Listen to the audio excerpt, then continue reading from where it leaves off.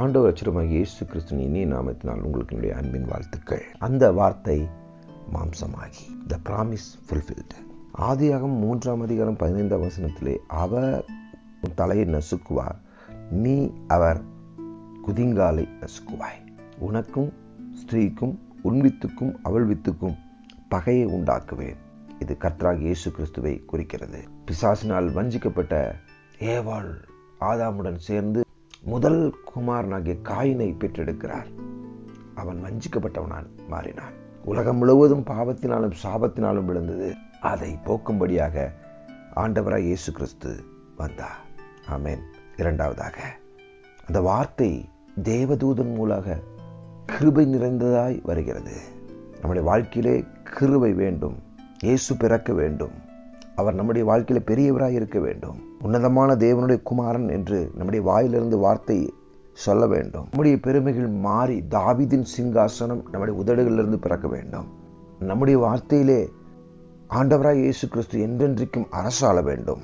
நம்முடைய வாயிலிருந்து புறப்படுகிற வார்த்தையின் மூலமாய் அவருடைய ராஜ்யத்திற்கு முடிவு இராது. வெளிப்படுத்தல் 19:16 சொல்லப்படுகிறது, ராஜாதி ராஜா கர்த்தாதி கர்த்தர் என நாமம் அவருடைய வஸ்திரத்தின் மேலும் அவருடைய தொடையின் மேலும் எழுதப்பட்டிருக்கிறது. தொடையின் மேல் என்று சொல்லப்படுவது உடன்படிக்கையை குறிக்கிறது.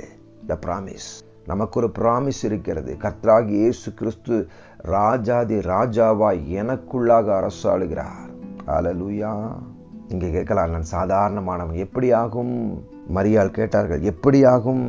லூக்கா 1:34-35 வாசிக்கும் பொழுது, பரிசுத்த ஆவியானவர் உன்மேல் வருவார், உன்னதமானவருடைய பலன் உன்மேல் நிழலிடும், ஆதலால் உன்னிடத்தில் பிறக்கும் பரிசுத்தம் உள்ளது தேவனுடைய குமாரன் எனப்படும். மரியாளுடைய வயிறு கர்ப்பப்பை டேபர்னேக்கிளாய் மாறியது. அங்க பிதாவிடத்திலிருந்து வந்த வார்த்தை இருந்தது. அந்த வார்த்தை மாம்சமாய் மாறி கிருபையும் சத்தியம் நிறைந்தவராய் அவர் மரியாளுக்குள்ளே வாசம் செய்தது போல நமக்குள்ளும் வாசம் பண்ணினார்.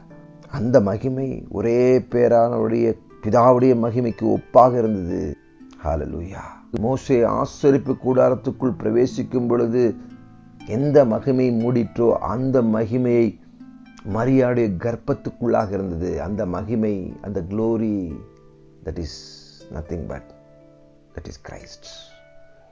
எனக்கு பிரியமானவர்களே, பிள்ளைகள் மாம்சத்தையும் இரத்தத்தையும் உடையவர்களாக இருக்க ஆண்டவராய் இயேசு கிறிஸ்துவும் பரிசுத்த ஆவியானவராலே பிதாவுடைய வார்த்தையினாலே மாம்சத்தையும் இரத்தத்தையும் உடையவராக மாறினார். எதற்காக தெரியுமா? தன்னுடைய மாம்சத்திலே மரணத்துக்கு அதிகாரியாய் இருந்த பிசாசை அழித்தார். அது மட்டுமல்ல, மாம்சத்தின் மூலமாய் அடிமைத்தனமாய் இருந்த அவர் நம்மை விடுவித்தார். Destroy and deliverance.